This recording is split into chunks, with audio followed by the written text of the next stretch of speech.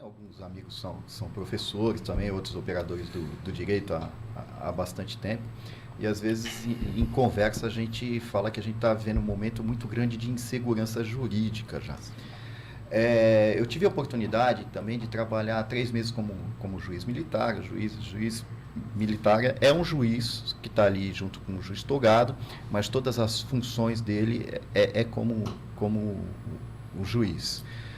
E numa discussão dessa com a excelência que estava lá, a gente chegou a falar da diferença do direito latino e o direito anglo-saxão, e diz que o latino acaba tendo mais essa insegurança jurídica, abrindo para o juiz, proporcionando para cada juiz ter um entendimento que muitas vezes é diverso e não é obrigatório ele seguir, apesar da súmula vinculante, ele seguir outras decisões. Como a gente encara esse momento de insegurança jurídica, principalmente nos questionamentos dos alunos, que às vezes ficam perdidos com isso? Na verdade, assim, a gente vive um momento histórico do direito constitucional atual peculiar. Esse é um movimento que vem acontecendo no mundo inteiro. Isso não acontece só no Brasil. Isso vem acontecendo principalmente depois da Segunda Guerra Mundial. É uma nova doutrina que norteia o direito constitucional. E isso vai nortear as interpretações das normas constitucionais, das normas do direito como um todo. Então, muitas vezes a gente vai ter, eu acho que você estava se referindo a situações de ativismo judicial, né? Na atuação do Poder Judiciário, que às vezes, aparentemente, vai de encontro ao que determina a lei, ou diz mais do que a lei diz, ou o que a lei quis dizer, né? Esse é um movimento natural dessa nova visão do direito constitucional. Então, assim, às vezes é estranho para o aluno de direito, porque realmente o Poder Judiciário, porque uma coisa é interpretar a norma, sim, e ter uma abertura, uma amplitude para interpretar a norma, que isso é próprio desse momento que a gente está vivendo, desse momento do direito constitucional, e outra coisa é o desrespeito da norma. Então, são coisas diferentes, né? Eu acho que a gente... Eu me deparo muito com os alunos questionando: poxa, professora, mas isso não está escrito na norma. Sim. Nem sempre o que não está escrito não deve... porque a norma ela tem que ser interpretada. Então, às vezes, sim, você vai chegar a conclusões realmente daquilo que não está escrito. O problema é o desrespeito. É aquilo que está escrito e é interpretado de uma forma diferente daquilo, sim, que está escrito.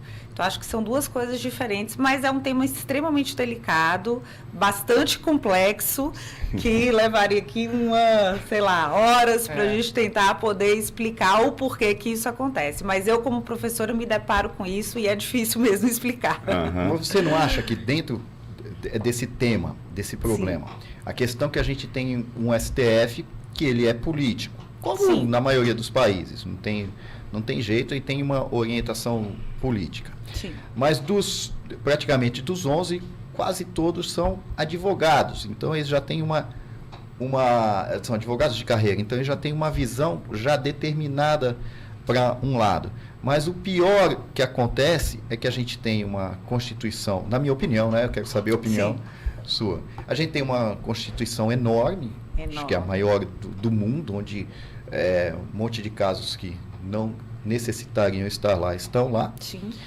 Nós temos um número de emendas constitucionais gigantescas e nós temos decisões do Supremo que alteram a cada período. As decisões deles mesmos, do próprio ministro, que vai contra decisões anteriores. Né? Então, que fica difícil da pessoa acreditar no tribunal dessa forma. E isso não acaba interferindo direto com o estudante? Eu acho que sim, eu acho que é como eu te falei, tem uma nova visão doutrinária do direito constitucional nos dias de hoje, né? O que a gente chama de neoconstitucionalismo. Isso é um fato, isso acontece no mundo todo. E aí, o próprio sistema jurídico, ele traz institutos, né, que servem para poder conferir uma maior segurança jurídica.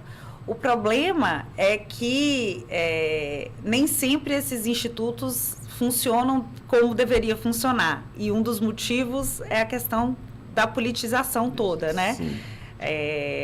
Decisões que são tomadas em determinado momento e depois você vê a questão da prisão de segunda instância, né? A decisão foi tomada em um momento, a maioria dos ministros decidiu de uma forma e depois teve uma decisão totalmente contrária, provocando uma insegurança jurídica. É muito difícil a gente tentar explicar para o aluno de direito como que esse sistema funciona, né? Isso daí, só para eu encerrar, isso daí me lembra uma prova que eu tive na escola de oficiais, e o professor era civil, um doutor, tinha alguns livros escritos, e um amigo meu foi lá reclamar de uma questão que ele deu errada. Ele levou lá, professor, aqui, ó, o senhor deu errado. Aí ele, isso daí tá errado, deu a explicação dele. Não, mas eu copiei aqui do seu livro. Aí ele, não, mas eu já não penso mais assim.